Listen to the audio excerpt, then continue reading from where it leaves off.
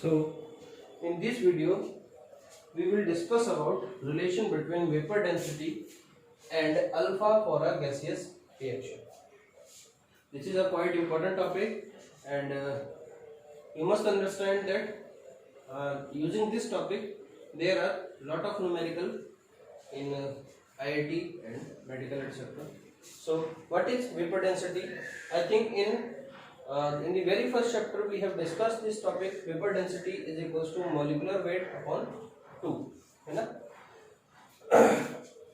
अब for a mixture of gas vapour density, अभी alpha के बारे में मैं अभी डिस्कस करूंगा, अभी वेपर डेंसिटी डिस्कस कर रहा हूँ. For a mixture of a gas vapour density is equals to average molar weight, यानी एवरेज मोलर वेट अपॉन 2. तो एवरेज मोलर वेट कैसे आएगा? मोलर वेट आपको मालूम है, moles equals to weight upon molar mass, यानी कि मोलर वेट. तो मोलर वेट कैसे आता है? वेट अपॉन क्या? मोल्स. तो मैंने यहाँ पे एवरेज मोलर वेट आपको मालूम है कैसे निकालते हैं, एवरेज बाय 2 कर देते हैं. तो total mass upon total moles into 1/2, ये वाला. तो that is how we can calculate molar weight of a gaseous mixture, sorry, vapor density of a gaseous mixture. Now the thing you have to remember is that vapor density is inversely proportional to total moles. In fact, practically we will only use this method, है ना? ये पूरा formula हम use नहीं करते. तो vapor density is directly proportional to 1 upon total moles, means inversely proportional है.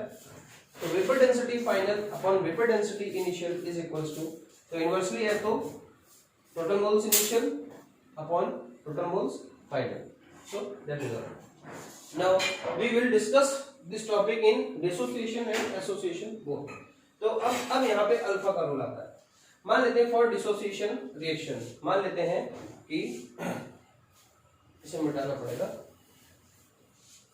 ये आपको अभी फिलहाल याद रखना है.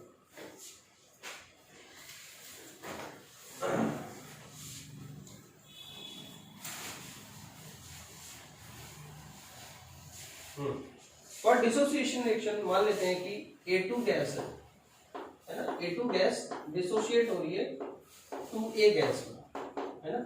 तो this process is called dissociation if 3B is getting converted into B3, है ना. यहाँ पे 3 एटम एसोसिएट हो रहे हैं. This is called as association. Now when we talk about dissociation or association, then the role of alpha comes into play. Now अब यहाँ पर जरा देखो, A gas gives N B gas, है ना, यानी कि यहाँ पे डिसोसिएशन हो रहा है. A gas, number of A gas is getting converted into NB. Now the point is alpha. Alpha क्या है? Alpha is equals to moles of reactant initially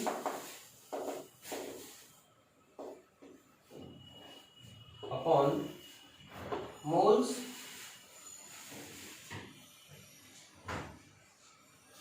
of reactant finally.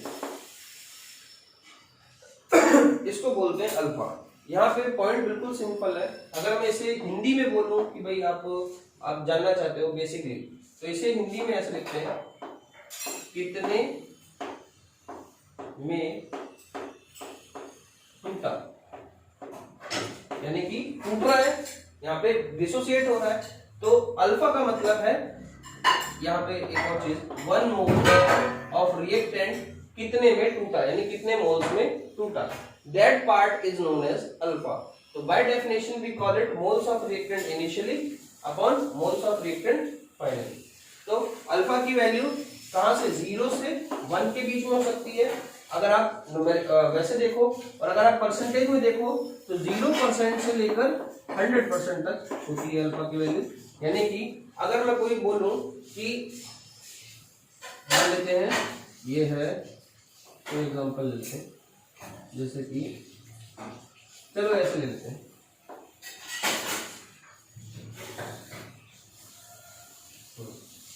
मान लेते हैं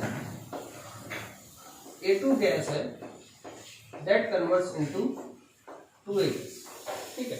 तो अब यहाँ पर आप देखो कि ये इनिशियली 1 मोल था और ये कितने में टूट गया, 2 मोल में। अगर ऐसा होता है, मान लो ये A मोल था दैट वाज 0, अब A में क्या हुआ, A में कुछ घटा, अब कितना घटा पता नहीं, भगवान जाने, ये बना, अब 1 से 2 बन रहा है तो x से 2x बनेगा, ठीक है। अब यहाँ पे पॉइंट ये है कि अगर मैं बोलता हूँ, इसे मैं लिख लेना, अगर मैं बोलता हूँ कि A पूरा खत्म हो गया, यानी कि ये 0 हो गया और ये कंप्लीटली 2x बना, 2x मतलब ये A का 2A बन गया, ठीक है, ये A था, इसका 2 टाइम्स 2A बन गया, तो इस केस में मैं बोलूंगा 100% डिसोसिएशन। इसे क्या बोलूंगा, दिस इज 100% डिसोसिएशन, या इसको, इसमें अल्फा की जो वैल्यू आएगी दैट विल बी 1।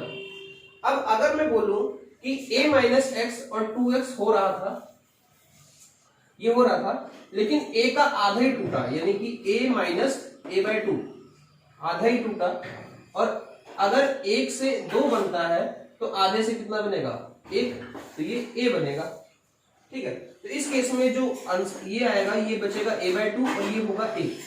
तो अब आप देखो यहां पर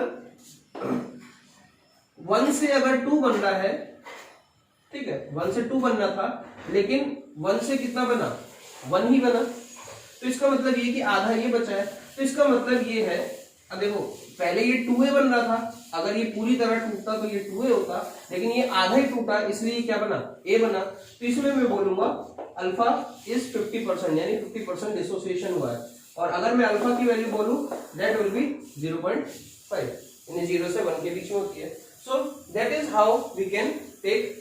अगर मैं बोलूं कि a में से कुछ टूटा ही नहीं, मान लेते हैं a में से -x हुआ और x से 2x बनना था, अब ये x क्या है, मान लो 0, कुछ टूटा ही नहीं, तो ये a का a है और ये 0 ही रहा, तो मैं इसमें कहूंगा कि इनिशियली a था और फाइनली भी a है, ये 0 था इनिशियली, ये भी 0 है, तो इसका मतलब कुछ भी नहीं टूटा, यानी कि कुछ भी डिसोसिएशन नहीं हुआ, तो मैं इसे क्या बोलूंगा, दिस इज 0% डिसोसिएशन, और अल्फा की वैल्यू क्या आएगी, 0।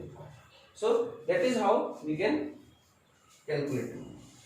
जैसे कि अब एक बार मैं फॉर्मूला यूज कर लेता हूँ, मान लेते हैं 50% टूटा है, तो 50% क्या होगा, -a/2, ये कितना होगा, a। देखो इसे फॉर्मूले में रखते हैं, मोल्स ऑफ रिएक्टेंट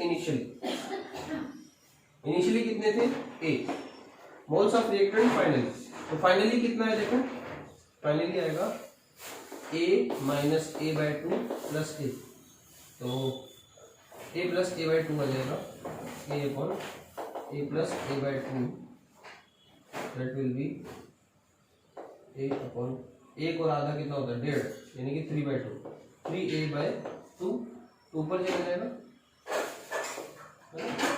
तो 2/2, इससे आपको अल्फा निकल जाएगा। तो इस वाले पार्ट को अब ये रहने दो, बस आप इतना समझो, अल्फा का मतलब है 1 मोल ऑफ द रिएक्टेंट कितने में टूटा, that is known as alpha, and it is used only in case of dissociation and association, and most importantly we talk about only 1 mole. So that is how we do it for a dissociation reaction। तो मैंने यहाँ पे देखो लिखा है देखो A, initially ये A था, एट इक्विलिब्रियम ये कितना टूटा, तो 1 में से कितना टूटा, यानी 1 मोल में से कितना टूटा, तो 1 मोल में से अल्फा टूटा। अब 1 मोल से n मोल्स बन रहा है, तो अल्फा से कितना बनेगा, n अल्फा। याद रखना हमेशा किस में से देखते हैं, 1 मोल से, तो 1 में से कितना टूटा, that is dissociation 1 minus alpha. और अब क्योंकि इनिशियली a मोल्स थे, तो a से मल्टीप्लाई कर देते हैं, that is how the dissociation reaction can be sorted out. Now as you know, vapor density is inversely proportional to total moles, so vapor density initially, vapor density finally is equals to total moles final upon initial moles, तो अब अगर मैं बात करूं vapour density initial की, तो vapour density को हम बड़े सिंबल डी से डिनोट करते हैं इनिशियली, और जो फाइनल वेपर डेंसिटी है that is denoted by symbol small D is equals to, अब देखो इनिशियली कितने मोल्स थे, इनिशियली हम मान के चलते हैं दैट वन ए अल्फा, कितने थे, नहीं ए, इनिशियली कितने थे ए, हाँ, तो और फाइनली कितने मोल्स थे, ए one minus alpha A N alpha, ठीक है। तो अब यहाँ पे देखो ए से ए गया और ए गया, क्या क्या बचा, ऊपर लिख देता हूं, ए सॉरी ये तो कट गया, one minus alpha plus N alpha equals to D upon D. अब इसे सॉल्व कर लो, इसे सॉल्व मैंने कर लिया है, ये आएगा अल्फा निकालना है, तो यहाँ से one plus N alpha minus alpha, one plus alpha common आ गया, अल्फा एन माइनस वन, हाँ ठीक है, one plus alpha n minus one equals to D upon d, यहाँ से अल्फा निकाल सकता हूँ, तो डी माइनस वन है ना, ये क्या जाएगा, ये जाएगा, जो भी है इसे सॉल्व कर लेना, अल्फा की वैल्यू आ जाएगी D minus D upon N minus one D, this is the final relation to find out the value of alpha. Now what is D, this is initial vapour density, this is final vapour density and this is N, ये तो आपको मालूम ही है, N जितने part में ये dissociate हो रहा है, माइनस वन इंटू डी, ये तो आपको मालूम है। So that is how we can solve this out. Now one more thing, अगर आप वेपर डेंसिटी और नंबर ऑफ मोल्स का अगर आप ग्राफ चेक करोगे तो आपको पता होना चाहिए कि वेपर जैसे जैसे नंबर ऑफ मोल्स बढ़ते हैं वैसे वैसे वेपर डेंसिटी घटती है, बिकॉज आपको मालूम होगा vapour density is inversely proportional to entropy, ठीक है। तो वेपर डेंसिटी घट जाएगी अगर फाइनल मोल्स क्या है, बढ़ रहे हैं। तो अब हम, तो आपको ये पता होना चाहिए कि अगर डिसोसिएशन हो रहा है तो जो डी की वैल्यू है वो डी से कम होगी, इसे आप पॉइंट बना के लिख लो।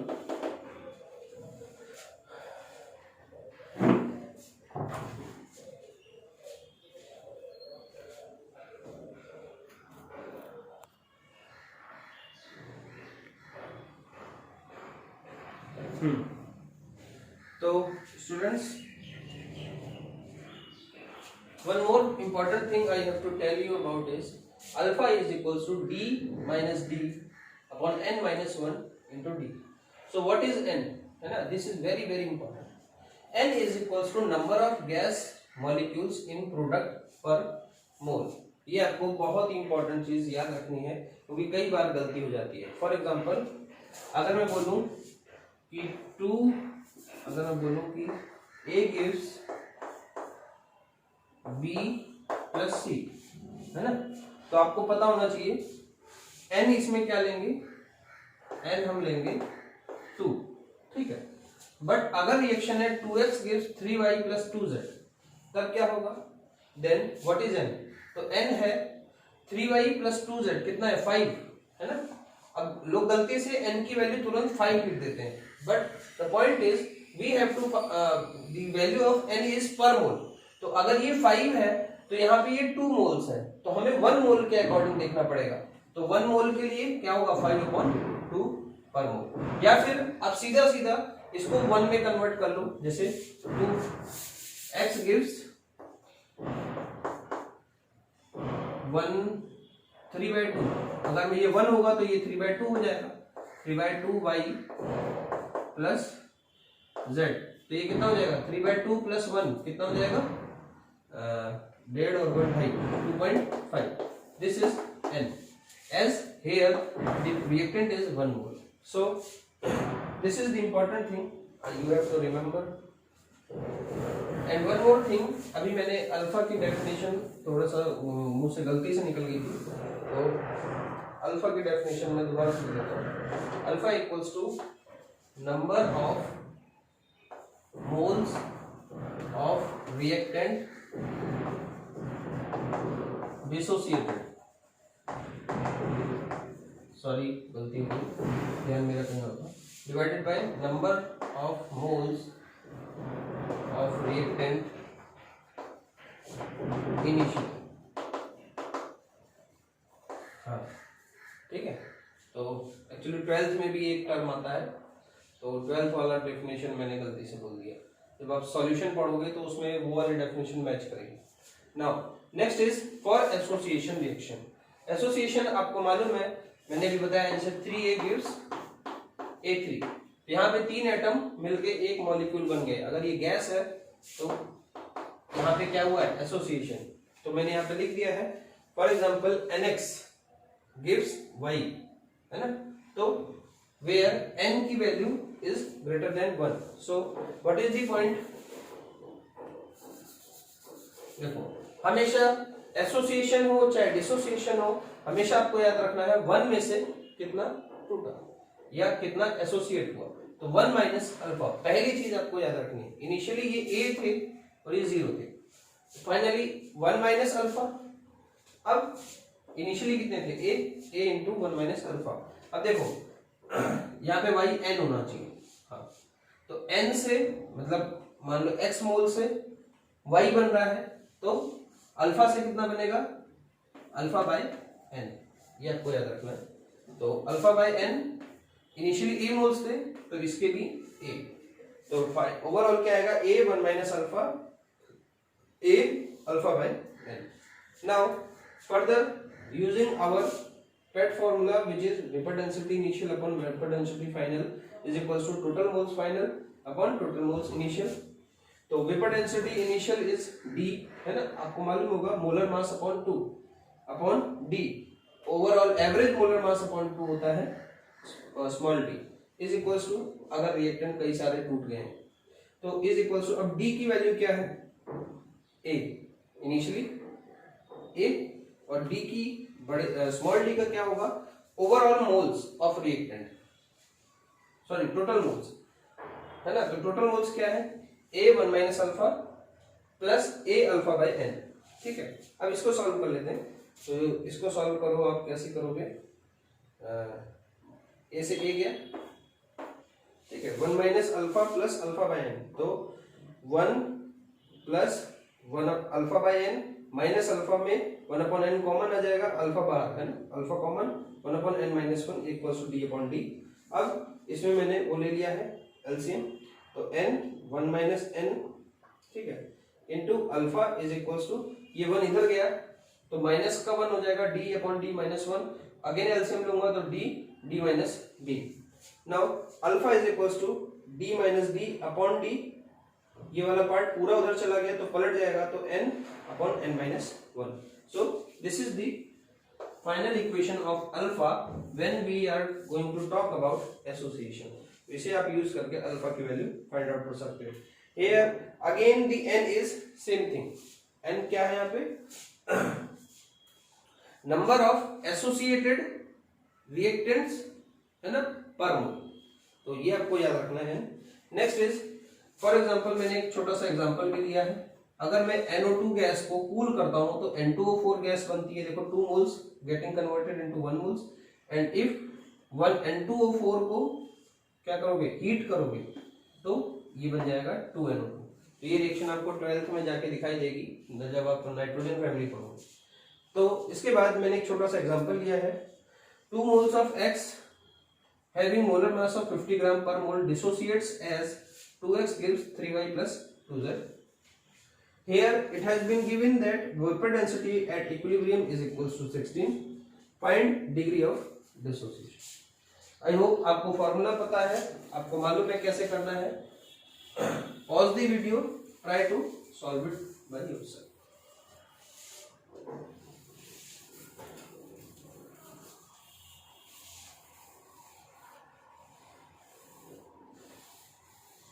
So let me solve this.